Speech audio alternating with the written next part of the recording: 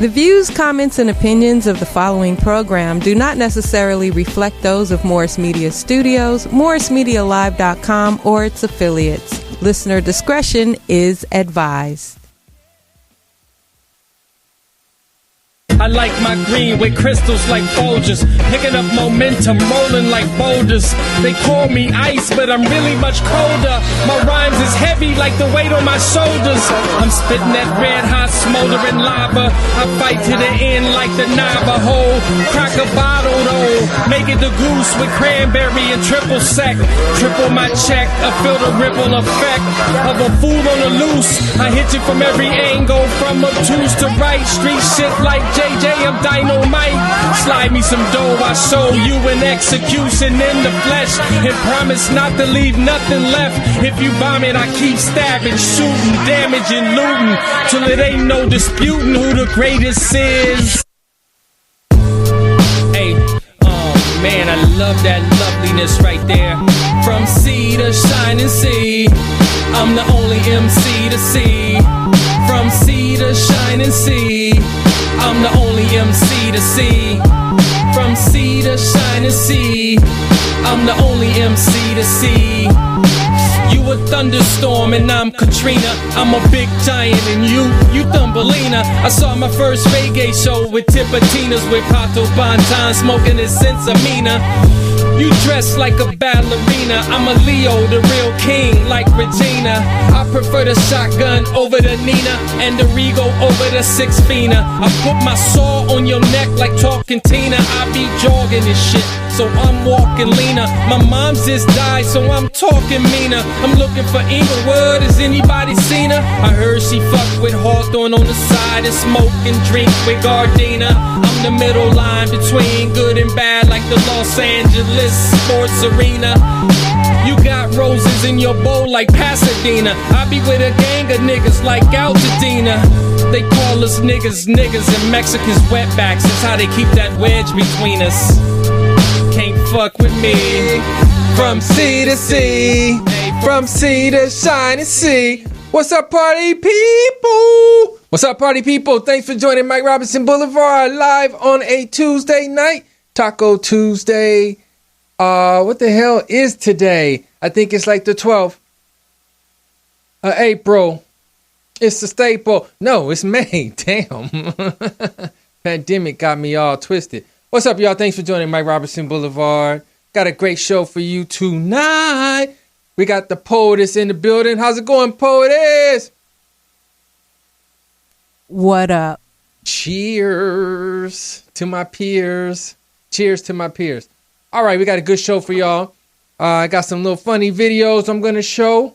We're going to talk about some music.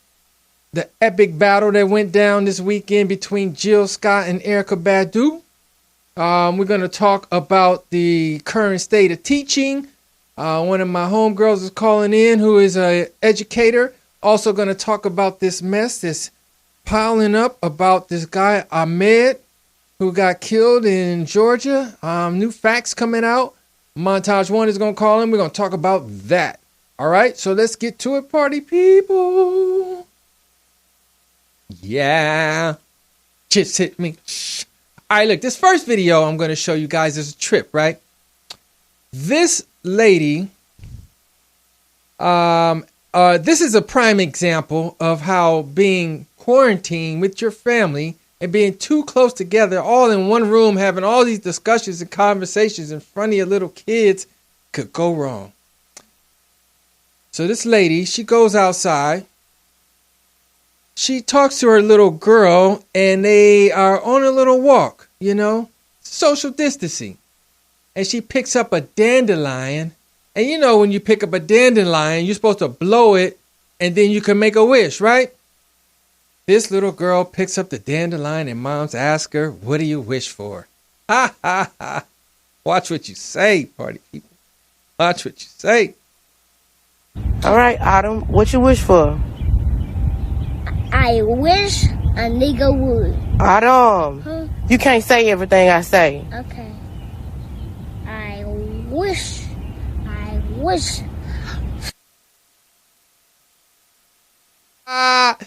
She said, I wish a nigga would.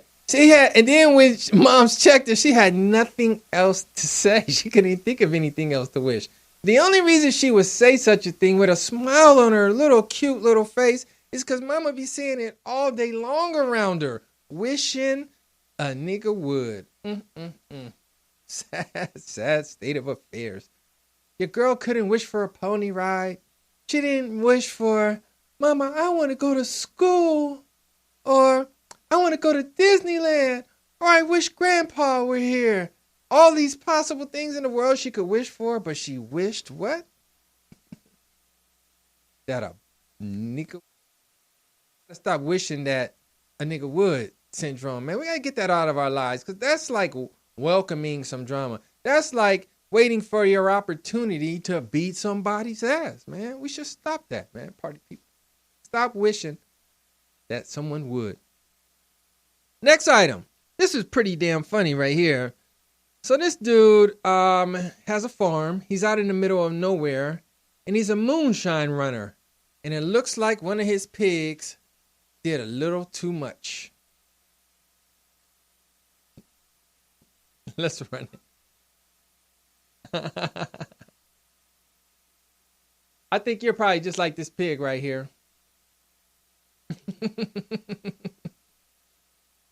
That's what we're gonna see. I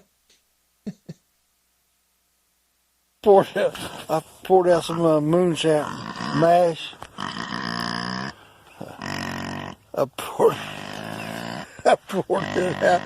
And this poor pig, she laid upside down. The other two are walking. What's the matter, girl? You have a little bit too much corn? It's snoring. Yeah? Look at his snoring. Is like a person. He's dying. He looks like he's about to explode. I'll get you rolling downhill anyway. Snoring like a person. And the other pigs are like, okay. Always one. Here it come. I gotta get the intoxicated pig. Wait, but watch this. Look where I poured that mash out right there. Look at this pig. Toe up from the flow up. Are you messed up, girl? Never seen a damn pig. Yeah, that one there's fine. That one there's fine. They know how to handle their liquor, man. This one here is. This one here? Belly up. Watch this. Hey, you. This one is super faded. Whoa, you ever been this drunk? Come here, girl. Have you ever been that faded right there? Never. Holy hell. Oh, Lord. I think that's it. I have never been that faded where somebody touched me and I just rolled down a hill, man. That was pretty damn bad. You look like a pig. You look like a pig. Something was wrong with that pig. It was drunk. It ate too much. He ate too much corn. So, see, the dude is a moonshine maker, and he was making the moonshine with fermented corn. So when he dumped the corn, the pig ate the corn. Oh, my God. And was super drunk off the corn. He was faded. Wow. That was a drunken pig that went for a roll. Like, you're on a roll, buddy. You're on a roll. This is very sad, you guys, where I sit here and laugh at myself. Look at these little videos. Oh, man. I tried to give a little wine to a kitty cat one time. It only took about 2 licks, though. And he was like, nah, nah, nah, nah, What about blowing smoke? Weed smoke. Now. In an animal's face. Our family dog, every time my brothers and them would light up, the dog would go right in the room with them and sit right up under them. He know all about it, huh? He probably felt that one time. It was like, ooh, I like the smoke. I like the green things. Yeah, I have blown smoke in the room with animals, and they seem to like it a lot. Allegedly. All right. That's it for my little humor stuff. What's trending today, people? Oh, cold-blooded. Los Angeles is trending. Hashtag another 3 months. It has just been determined that LA will remain on lockdown until the end of July. Oh, man, just when you thought you could see some light, the end of July. Now, I kind of feel like, I don't know if I feel like the end of July is the answer, but I feel like we are not ready, people. I think we need another 2 weeks at least. I'm still down with the May 1. I'm down with May 1. You could go back to your life, but be careful and be responsible. Because even after that, I'm still going to peel back myself and let people do their thing, what they're going to do, and be smart about my re-entry into the world. But you could decide. You could put your own mask on. You could keep your own distance. You could stay in your own house. You could just be smart. And that's what I hope the world goes back to, being smart a little bit sooner. Damn, but July, the end of July, that's like, whoo. Dang, what you say, POTUS? I don't think we're anywhere near this thing even slowing down. Okay. Maybe a little bit. I heard that mid-April was sort of the peak. Mm-hmm. But. And now we're on May 12th. Is summer canceled? Can you cancel? Can you cancel summer? These fools gonna be acting crazy on 4th of July. Watch. That's about to be off the chain. I don't know. We're in some crazy times. I just don't know. I mean, I'm going to practice safety probably the next 2 years. Right. No matter if they lift things. Or whatever, huh? Yeah, I don't think, will we ever go back to the way we were?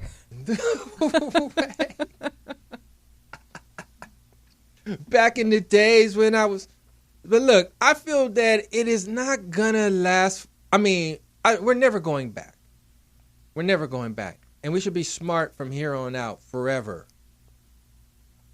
But it's like, man, at some point, I don't know. At some point, everybody's gonna get it. And at some point, you just have to get it. It's gonna happen. And hopefully it don't kill you. That's the thing. And hopefully it doesn't kill you. I'm really having a problem with the calculation of these numbers, though. I really am. I think that I don't trust the numbers. Yeah. I mean, they keep... I hear things like hospitals get paid more when they diagnose you with COVID-19. Facts. I heard that. Uh-huh. So they can easily be pushing up numbers. People could be dying of other things, and they're saying it's COVID just so they can get that extra money. Uh-huh. I think that's a lot of that, because... if you have any other condition and you pass away, if you have the COVID, they're blaming it on that, you know? Yeah. And it's like, dude. No, and you already, no. And then they have a lot of people who are not even getting tested that they are saying died from it. And they ain't even took the test, you know? So I wonder what the real numbers are. How much of the propaganda are we going to keep seeing? I know you got to get extra so that people will be serious. But at some point, I just want the truth. I want the true numbers. Because you think about shit like Ebola that came, only one person got it. I mean, one person came, the first person that got it died from it. And that was the only person. That was like nipped in the bud. And guess who was president at that time? Barack Obama.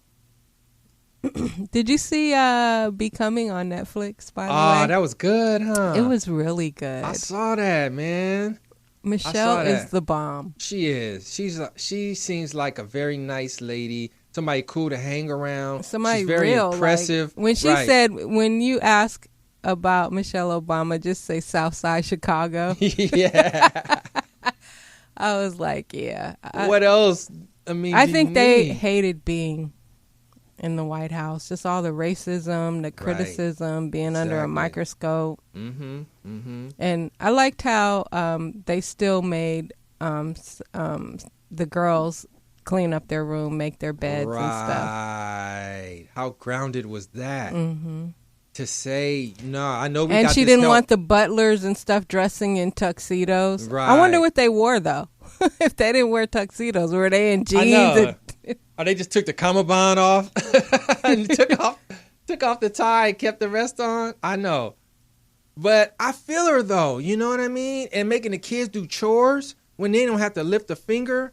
That right there is a little minor thing that holds a family together type shit, you know? For real, man. I was impressed.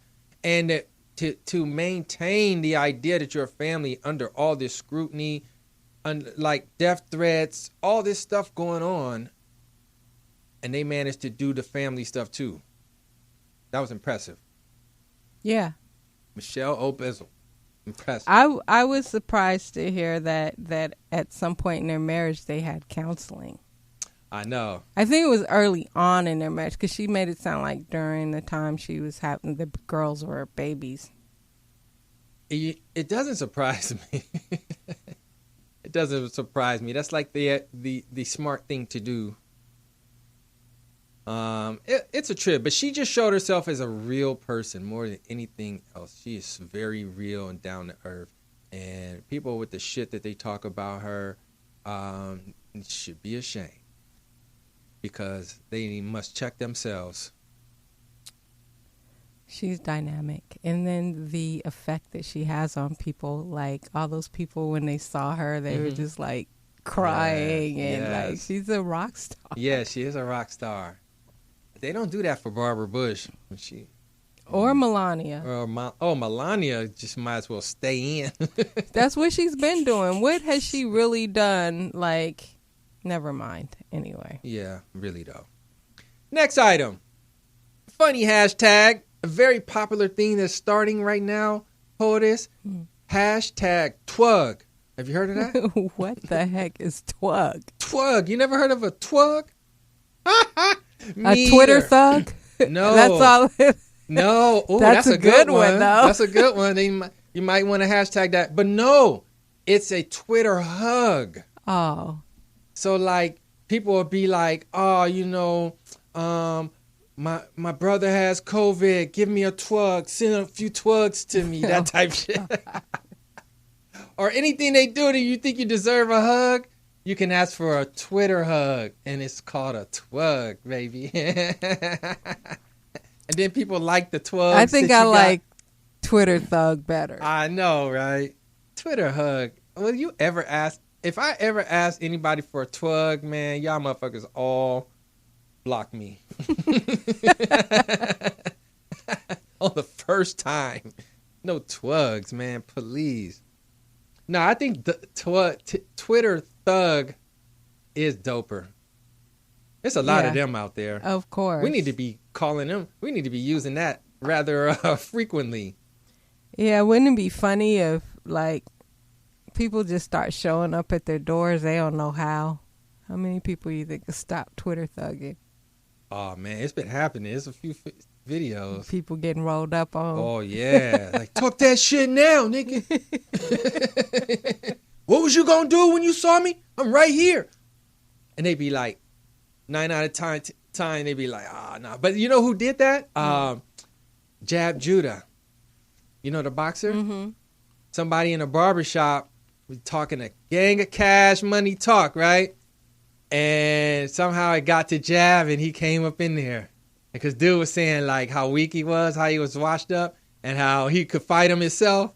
And he literally came up into that barbershop. And dude apologized. He ain't had shit to say. Whatever. Everybody laughed at him. And Jab ended up laughing. But he came in there looking serious. It was pretty funny. That reminds me of a time when we were on Foxo. There was a situation when we were talking about Ice-T. So Johnny Mac was talking about Ice-T. He ain't a legend. He ain't this. He ain't that, or whatever. Damn. So I text Ice-T. I said, Ice-T, come up to the foxhole. Johnny Mac is talking shit about you. For real? Johnny Mac didn't even know. He's just talking and talking. Yeah, whoop, whoop, whoop. Ice-T walks in the door. Wow. Johnny Mac jaw drops. Say, oh, everybody in the building. Oh! I said, Johnny Mac, what'd you say? I didn't say he wasn't a legend. Not a legend. Yeah, it was funny. Yeah. Damn, that was even before like social media was really popping off. So that's like you might have done the original pull-up right there. That might be the first pull-up. Like, yeah, that was funny. Oh, hilarious. Yeah. Dang. Okay, speaking of music, dang, we lost some people this weekend, man. Did you tune into that? Starting with Andre Harrell. Andre Harrell was first. Mm-hmm. Okay, let's just stick with Andre Harrell for a second. Mm-hmm. That was sad, man, because he was of age 59, and I guess he had some like heart problems. Yeah, that's what I heard. Man, cold game. I wonder how much of it was stress. Like, I bet some of it, a lot of it. Because, he worked a lot. He did a lot. Right. Worked a lot, did a lot. Was worth $50 million. I was like, damn, he been putting in that good work. Serious. Just think if there was no Andre Harrell, how the music landscape would be. I mean, he bought so many people like Heavy D and Mary J, Jodeci. Puffy. I mean, he discovered Puffy, who went on to bring Biggie. Yeah. And Craig Mack. Mm-hmm. And Toto and the Lox and all these people. You know what I mean?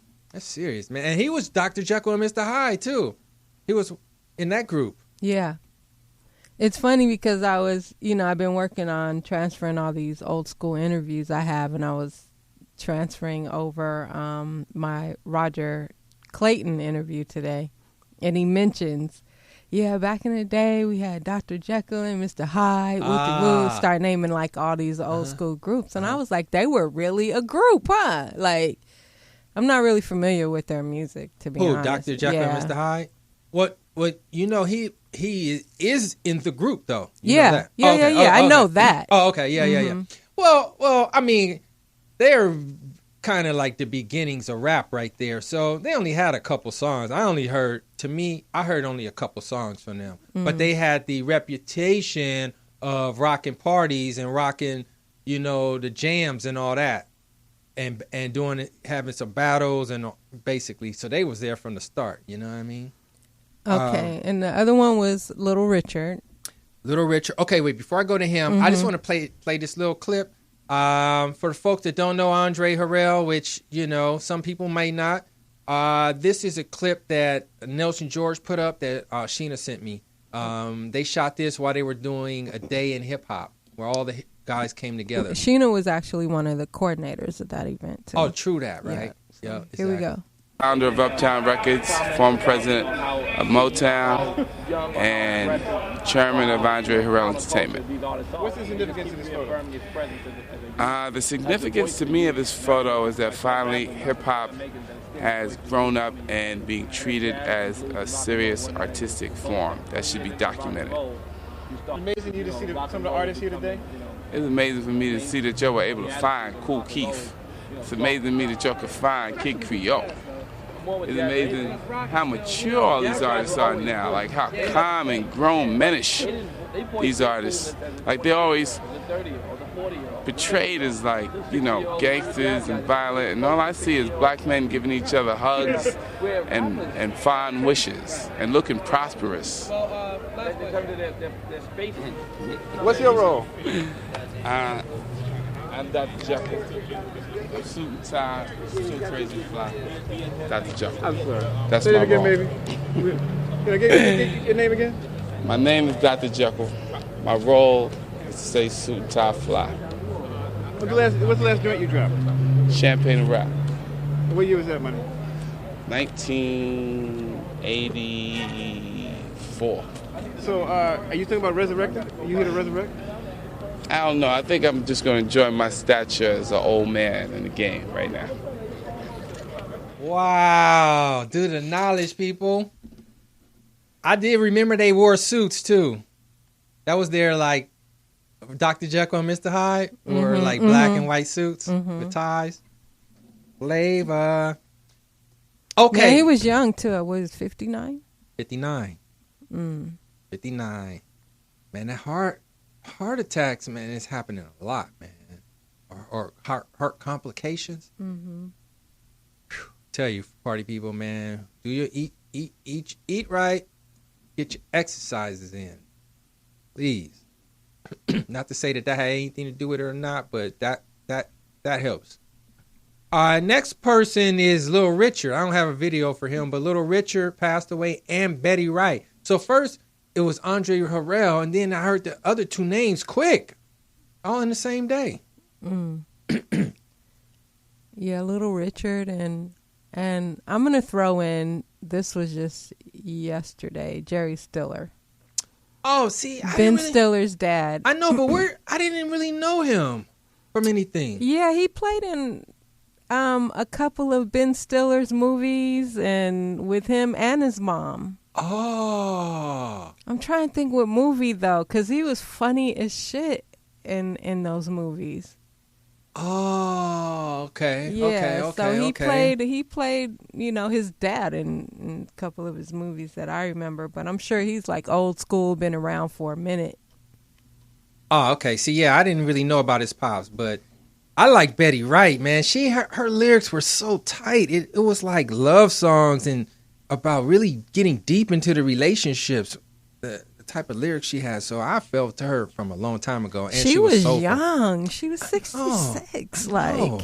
We don't know what that was from, huh? No, and I saw a friend of mine that's a friend of hers on Facebook. It apparently it was sudden because a friend of mine actually had a picture of him and her at the Grammys last year. They look fantastic, so I don't know. She looks fantastic, man. That's for sure. Dang, tonight is the night. Sheena's in the chat room. She said Jerry Stiller was on Seinfeld a lot. Oh, really? Did you watch Seinfeld? Yeah. Yeah. Oh, okay. Yeah. Right. Put in that work. Shit. And then did you see the Mike Tyson workout video? Mike Tyson is ready for some action. He's 53. I know. He looks good. But you know what? I don't want to see him fight, though. I don't want to see him fight. I mean, I would love to see it, but I think he shouldn't, man. He's too old, bro. You don't need no more blows to your head in your 50s, man. That's what I say. And I know the people would love it, and it would be great, and probably be like the best time you had on a Saturday afternoon to see him fight Holyfield again, or somebody like Riddick Bowe or Razor Ruddock, any of those guys. But man, I just think it's not a smart thing to do. He doesn't need to. Yeah. He has nothing to prove. To no one. Have you checked out his podcast? Yes. It's pretty good. I love it. Yeah. And you know why? Is because you get to really hear men open up on his show like never before. Like I'm like, I've listened to about close to 10 episodes. Really? No females. I've only listened to 2. All men. Like the Dennis Rodman one was really good. He had Evander Holyfield. He had a couple other fighters on there. He had Snoop. Yeah, exactly. That was a good one. Uh-huh. So it was just really chopping it up, smoking weed, just tripping. Mike has his own weed strand. Yes, now. he has a farm. Yeah, he has a farm. Mike is not playing in this game. People. I would love to interview Mike Tyson. I know. That would be great. He's really... I got a lot of insight on him listening to his podcast. Mm-hmm. I had no idea. I hate to say this. He was so deep and intelligent. Cold-blooded. That is cold-blooded. God forgive me. But God, his show is... I think now my favorite podcast. Really? Right now. Dang. Yeah. I got to go back. Yeah, really, men are vulnerable on the show, and I like that. Dang. It's cool. Especially him. He cries. Mike laughs. Tyson's a crier. He'll cry on your ass and then knock you out. Like he's the one that shows you it's okay to cry as a man type shit. Shit, I would love to visit the Tyson Ranch. I heard he has bomb ass gift bags. Oh yeah, exactly. Bomb gift bags and just so much acreage. He just like you can just float through, run through like Yeah, I Yeah, he has a really good podcast. Yeah. It's shot in black and white, too. Dope, exactly. That's interesting. Yep. Mm-hmm. Dope. Take all the theatrics away. He had Danny Trejo on there. That was a good one. Oh, yeah. That's what I saw. Yeah. I didn't know Danny Trejo was like 75. Man, I didn't know he was that old. He's a real one, too, man. He talking about his mafia days and in prison and all that, running things. Man, he was a real cat. Yeah. Dang. Now, what about the other one? We're switching. We're still on music, right? Okay. We're still on music. Touch My Soul gave me universal connections throughout interplanetary resolutions. I'm talking about Erykah Badu versus Jilly from Philly. Did you check it out? I got a few minutes of it. It was so good. It was so much like respect from one another. They respected each other's craft so much and celebrated each other so much as they played this great music with great messages. Strong black women, artists, majorly artistic. I felt all of it. It was great. It was like the best Saturday afternoon type shit I had in a long time. Yeah, they have to figure out how to make it where you can plug it into your home system and it sounds good. Yeah, I mean, it doesn't sound. It wasn't crystal clear. I think this whole pandemic thing is really going to bring about some new technology. Yeah, I think there's going to be better ways to stream and Zoom and all of that. So it's going to be some new stuff coming out where people can really broadcast from their homes. Right. Yeah. Because now you have to just be willing to accept that it doesn't sound quite as crystal clear and all that. But it wasn't so bad. I didn't think it was that bad. And I ran it through my JVCs and it was cool. Oh, okay. Speaking of staying home, I read today, and I might need to fact check, but Twitter is thinking about keeping its employees at home for good. Oh, it's a wrap. Twitter said our employees never have to come back. What about that? I knew it was coming, though. I've been calling it because I know that once everybody stayed home and they saw that the productivity didn't really change, why am I paying for this big old office space and this campus and this complex and this tall office buildings? Man, people with these office buildings and office space are about to take a short between now and a couple years to come, because literally it's been proven that the world goes on and you don't have to come in.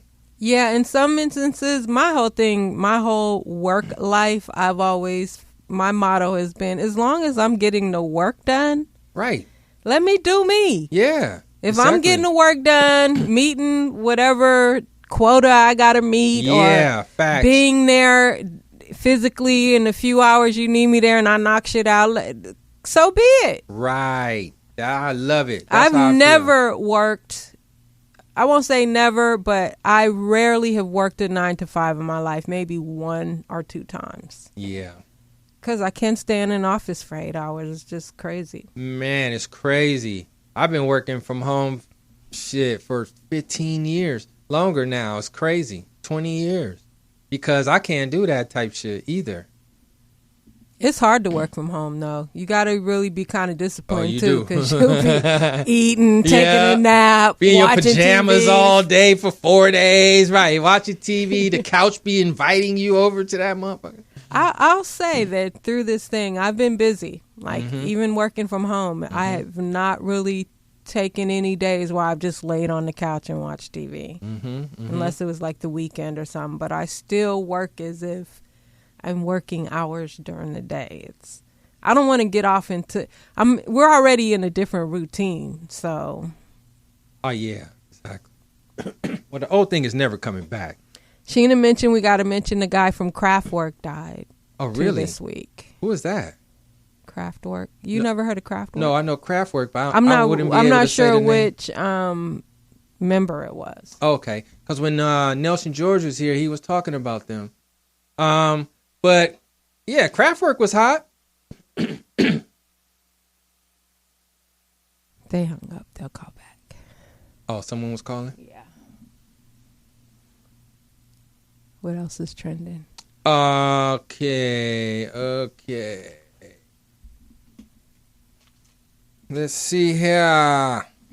Hang on. Oh, I think we got to call it.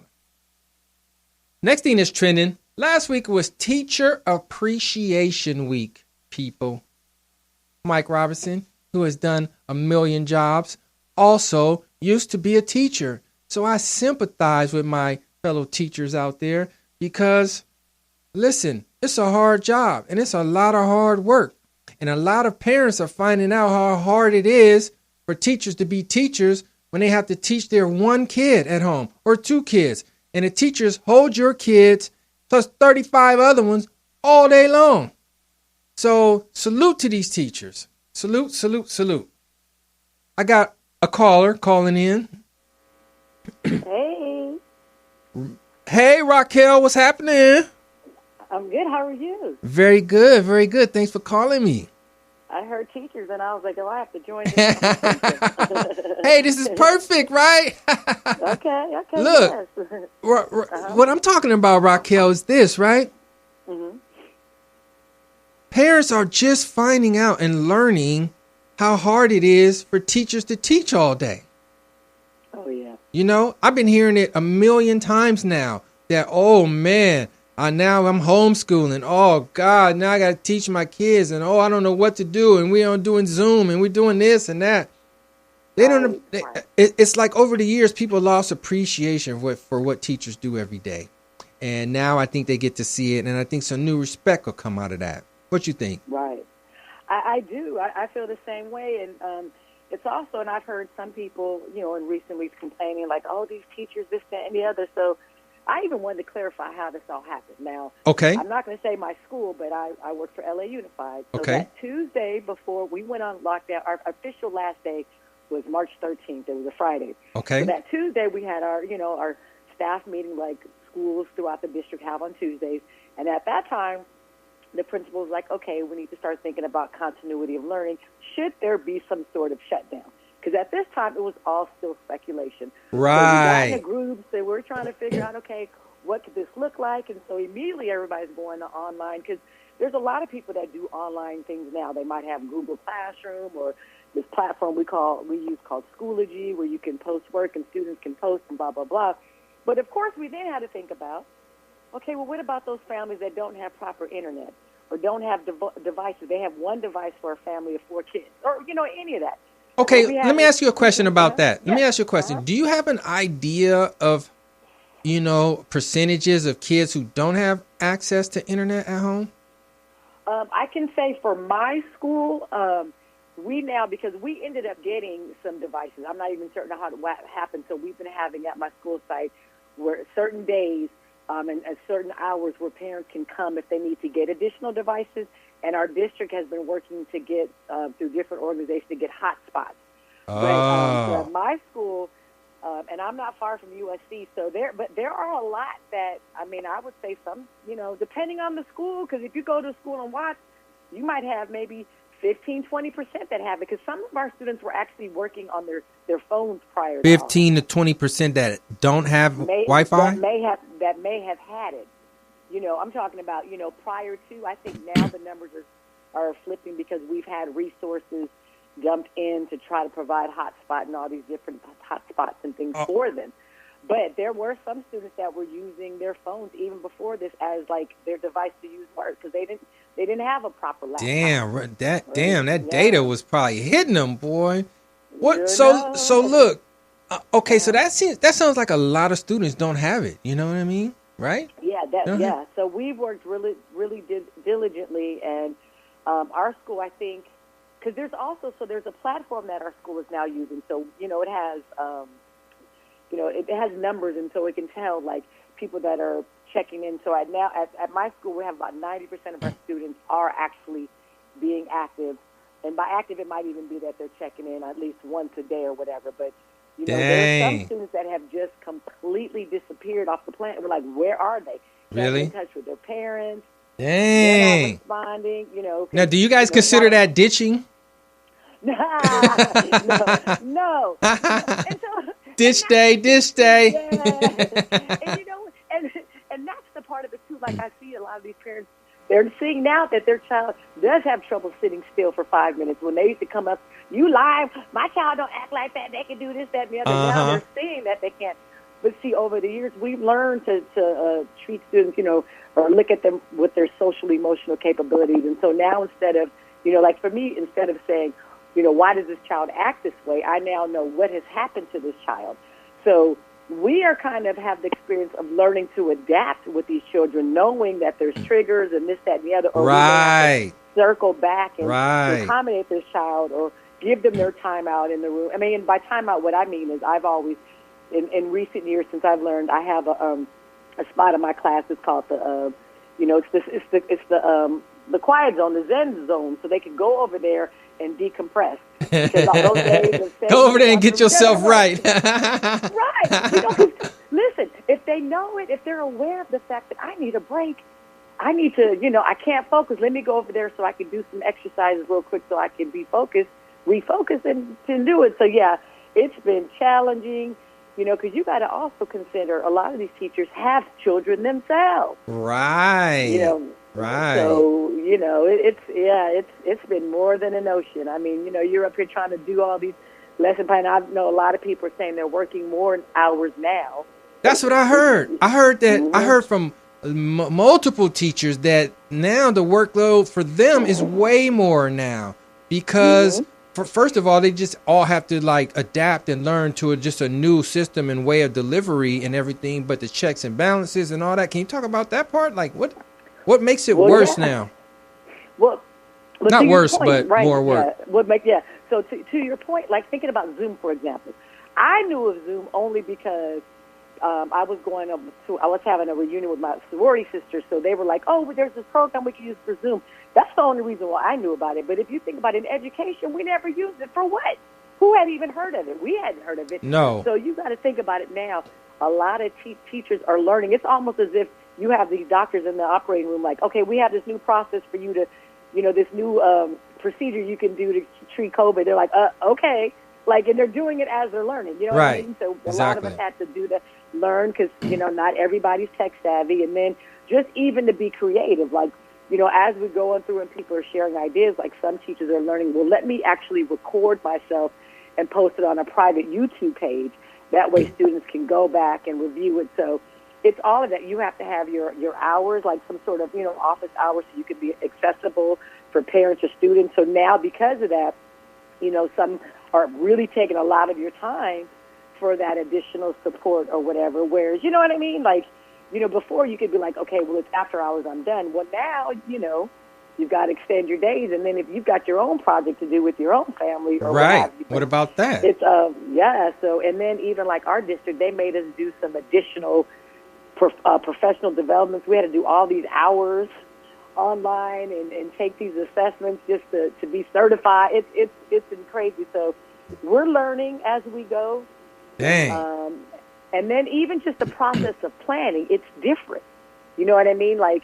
To plan for a classroom where you have students in the room is one thing, but to now have to plan for a virtual is a whole different animal. So can you imagine the amount of time? Because you have to now spend time even on the internet searching for, the other day I was with this teacher in her class, and so she had the students doing this virtual tour of the Louvre. So just think about all the time that you have to go search that, find that, look for it, play with it, because you don't want the kids coming and then now it's not working. So, Yeah, you got to do all that type shit. Everything. Dang. That is I think parents don't think about that part. Now, let me ask you one more question. Do you guys still have the same expectations of the kids? What they're supposed to learn, what they're supposed to accomplish in a year and everything? Did it loosen up at all, or how's that? I definitely so, because the other thing about it we have to recognize. As a matter of fact, I just saw, this is mental health month, and so I just saw we have our PSW, which is a psychiatric social worker. She's been posting these daily, affirmations or whatever, and I just found out too that they were saying calls to DSS, Department of Social Services or whatever it's called. Mm-hmm. The referrals are down because the school was a safe place for a lot of students. So you got to understand, we recognize that there are some students that may not be able to focus because they may live with their mother who has to work, and they may actually be terrified every time their mother leaves the house because they're fearful their mother may be getting sick. So, there are some kids that right now really just can't function. Like, you know what I mean? Right. It's a real thing. We've gotten feedback from students. They're saying this is too much work. Because in the same way that it's an adjustment for us, it's an adjustment for them. That's what I would have been saying. I would have been in school like, teacher, I can't do it. And so we recognize, and our principal, thank goodness, has been reminding us, to have compassion for our students. Yes. So I would say this and this again goes to inequities in our system, because in the same way that, if we were in an affluent area, a lot of these students already have, like, even just think about the fact, like, to have a place to do your work quietly. So to that point, in these affluent areas, you have students that may be able to go to their room that they have all to themselves with a whole office set up in their room. Yeah, exactly. Have others. Door closed and everything. Some people's bedroom is the living room. Goddamn, Exactly. you on your side of the living room, I'm on my side of the living room.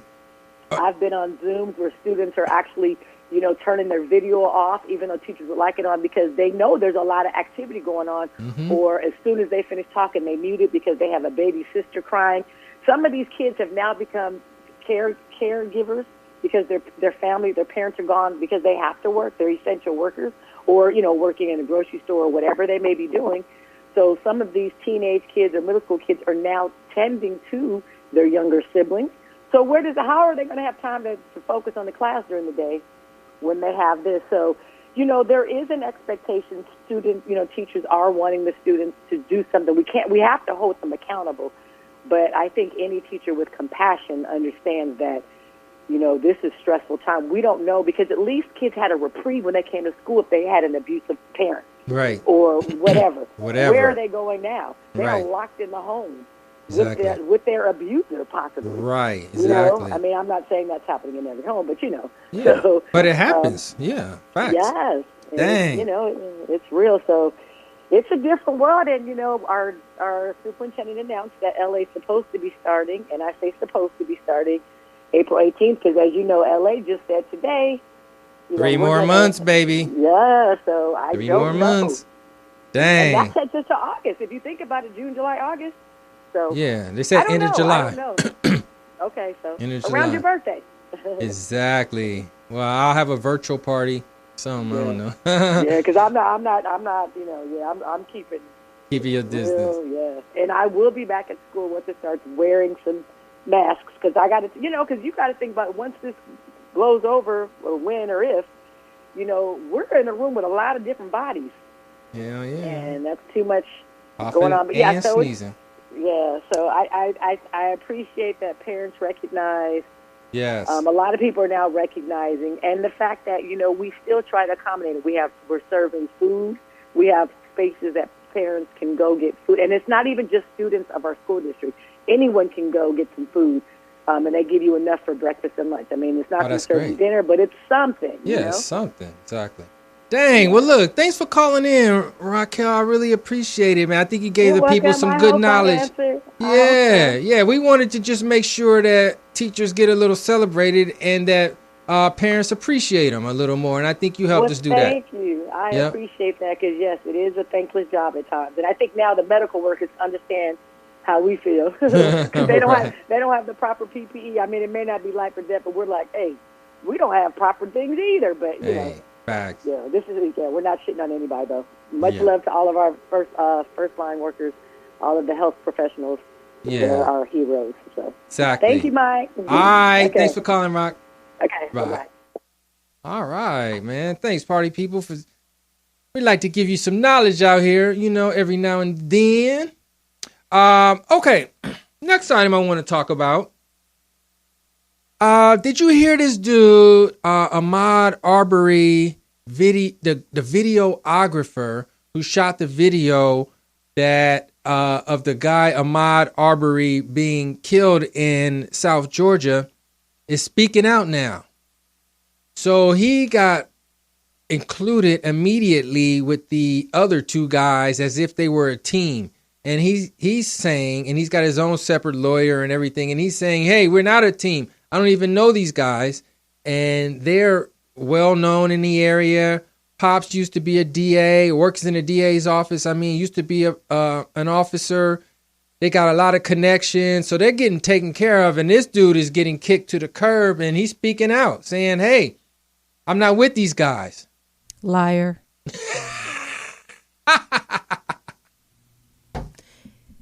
I read Lies. that he's so scared right now because he's been getting all of these death threats and, death threats, right. He's trending, literally, you know what I mean, in the world. He knew those guys. Yeah, how could he not be so close to And him? they're so backwards, he thought by videotaping it was going to help them. Yeah, and so now what he's trying to say is he's trying to position it that, like, the video was necessary to help the family, to help Ahmaud's family get justice. He's trying to, like, position himself as, like, we're helping them out. Now they are. Yeah, now they are. Exactly. So his little thing came out. I don't know if you saw that the dude, and now they also have this photo or video of him walking into a construction site, into the house. Yeah. Did you see that? Yeah. They put that. Who doesn't? I always personally, I like going into empty houses when they're for rent. And, I like looking in the window. Look through the window, right. A lot of people go to construction sites just to look around. Right. And the owners didn't have a problem with it. He didn't take anything. He just walked in, looked around, and turned around. Right. And walked out. Exactly. And that's also, even if it was the worst thing in the world, it's not a death sentence, you know what I mean, to do something like that. So them dudes is just looking for a reason to get busy on somebody. They've been wanting to do it for a long time. Well, now they're trying to look into it as a possible hate crime. But they don't have that law in the state of Georgia, but the feds have the power to charge for a racial hatred crime. So, it's not on the Georgia books? Nope. Damn, Georgia be always coming up short. Some things. Last thing I wanted to talk about. A lot of people have been talking about Joe Biden, and he put out his new plan for African Americans and, what he's going to do to sort of fight some of the problems that we have if he wins. And so, black people are talking about, hey, man, we got to get something for our vote. We got to get something for our vote. We got to get something for our vote. My question is, what are you asking for? What are you asking for? Then you hear silence. What the hell are we asking for? My question is, when are we going to stop relying on the government? That's another good question. You know what I'm saying? It's always we looking for these politicians to do shit for us. Do for self. Like, I don't know. All these damn decades they ain't did shit. Why are we still waiting for them to do something? That's what I say. To me, the easiest thing we could do is stick together with our spending, and then it opens up everything. Look, black people have $2 trillion in this country. If we had all that money in a black bank, please, they would be coming hand over fist. Like, what can we do? What can we do? What can we do? But when you allow yourself to be under control, shit, it's hard. It's hard in these mean streets. So what I did was look back, and one popular group from the 60s put out a request for items called the 10-Point Platform. This group was called the Black Panther Party. They put out the 10-Point Platform, which is the 10 things that they thought was most important to ask for at that time. And I shouldn't use ask for, I should say demand. And I started to read it to see if any of them still apply. Very interesting. First thing they wanted, number one on the list, we want freedom. We want power to determine the destiny of our black community. Wow. All right. I can't say I am mad at that, except for I feel that we have freedom. But I'm not mad at that. Number two, they said we want full employment for our people. Wait, let's back up to the freedom. We say we have freedom, but yet we're always harassed by the police. for whatever we do. So I can see them saying freedom to own our own businesses, freedom. And how could we do that if banks aren't loaning to us? I mean, freedom probably has a few meanings to it. It does. It has a lot of meanings. It has a lot of meaning. But I say, regardless to what someone does to you, you're a free person that's getting things done to you. For the fact that someone pulls you over or something doesn't mean you're not free. Doesn't. White people are free. Right? If something happens to them, it happens to a free person. Let's put okay, freer. Freer. My thing is, can you leave? If you can leave, if you have the ability to say, I don't want to be here, I want to go to another country, you're free. So you're staying because you think this is your best option, or you don't know how to free yourself, or whatever your reason. But you are free to go. Anyways, we want full employment for our people. Number 2. That ain't too much to ask for. Number 3, we want an end to the robbery by the white man of our black community. Oh, Lord. Could we say that about Koreans in this day and age? It changed that from white to Korean? Yeah. The robbery. That's pretty funny right there. Number 4, Black Panther Party said we want decent housing, fit for shelter of human beings. Simple ask, right? That's not saying acreage, a pool, blam, blam, blam, this, that, hillside, that. They said we want decent housing, fit for shelter of human beings. Pretty basic, man. They might have been onto something. Number 5. They said we want education for our people that exposes the true nature of the decadent American society. We want education that teaches us our true history and our role in the present day society. So they're basically saying, hey, we just want the education to reflect the truth.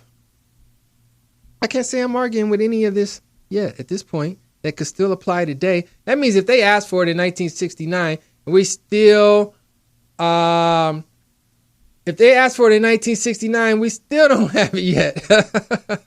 Damn. Number 6, Black Panther Party said, we want all black men to be exempt from military service. Oh, I love this one. That's great. What if they want to? Then you got to ask them, why do you want to? Well, back then, I guess the draft was in effect. Exactly. But Vietnam now it's not. Was in effect. Black men have the choice to do it or not. Yeah, exactly. They do have a choice. He just thinks they really shouldn't be a part of that army. They're fighting for causes that are not ours. Right. I agree. I mean, that's how I look at it. I told my son from his earliest possible way of understanding that, hey, man, you ain't joining no army of no sorts to fight for no thing that isn't our thing. Period. He knows it. He can't even bring it up. And look, and I'm not mad at those who decide to do it. Listen, I'm really not. You get to travel. You get to see the world. They give you perks. You can buy homes and you can get loans and you get health care and you get different things. But, man, at what cost? All right, next one. Number 7. There's 3 more. We want an immediate end to police brutality and murder of black people. Man, I say that one. That's the one, to me, that you can't get the government to do for you, unfortunately. The government has no control over these people who pull up behind you in their car. Yes, they can. How? They can make stiffer laws. Doesn't matter. If yes, you're hatred and you want to kill somebody, law already, you already get 50 years. They think that they can get away with killing a black person like these people did in, where was that, with Ahmad. And they almost did get away with it had the video not surfaced. Mm-hmm.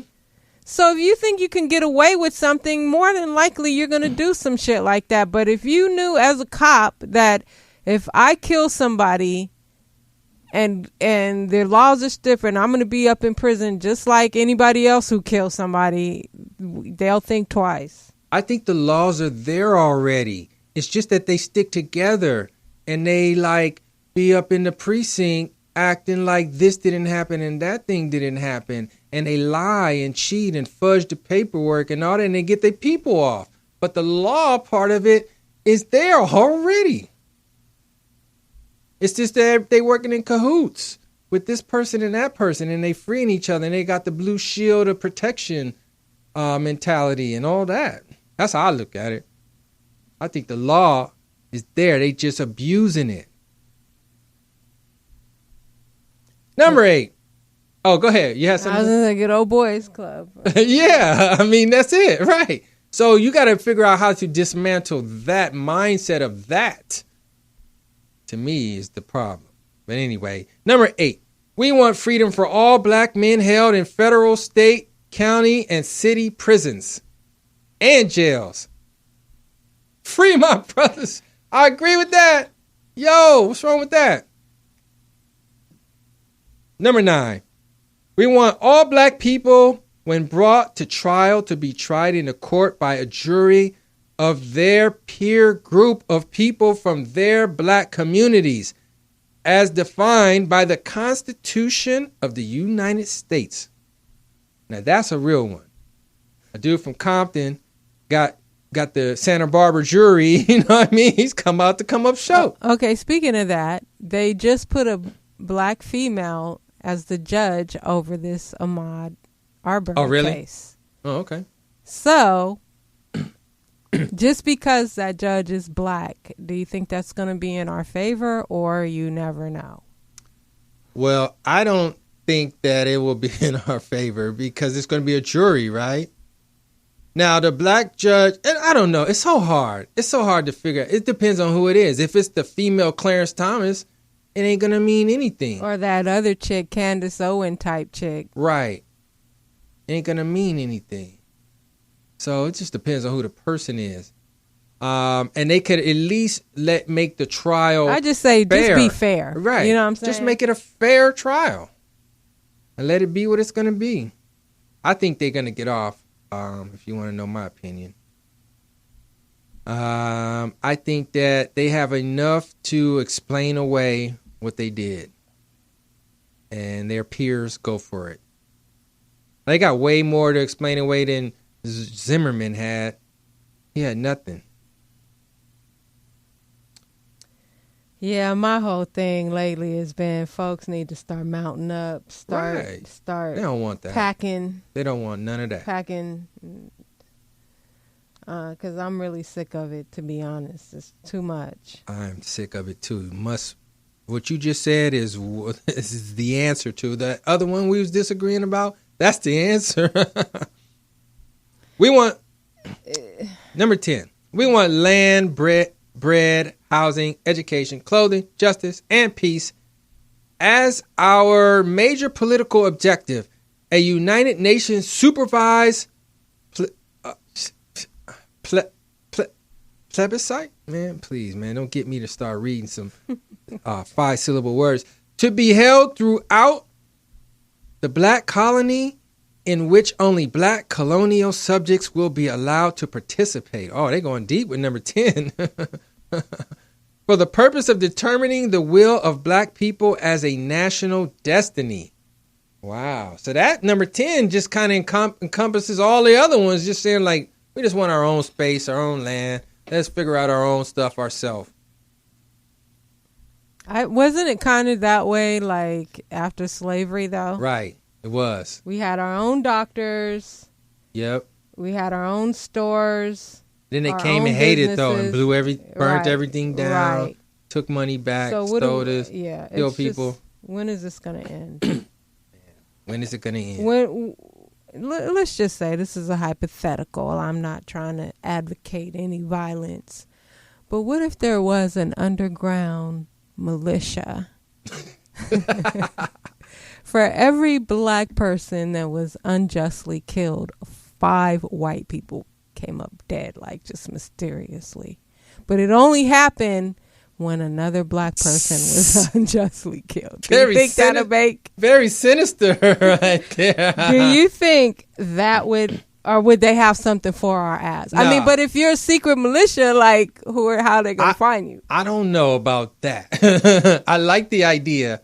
I think that if you went killing people, it would have to be those people directly connected to that killer. Like that killer, his brother, you know, the dude who works in his office. Like, really gotta, like, so people be like saying, like, damn, the consequences I create are for my friends and family and people I love.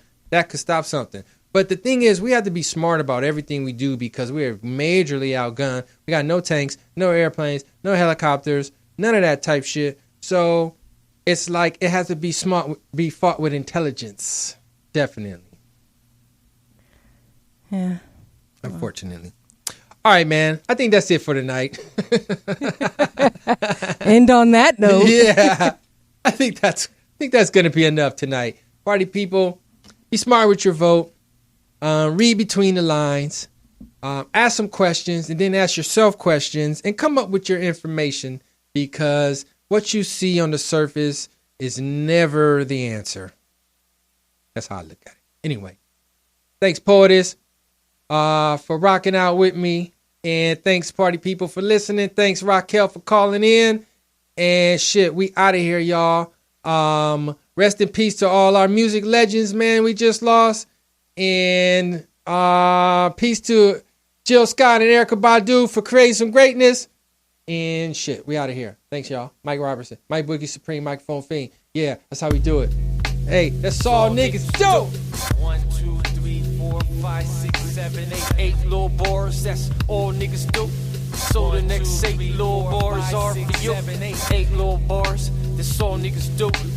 1, 2, 3, 4, 5, 6, 7, 8. 8 little bars, that's all niggas do. Fatherless boys, I say it's the worst.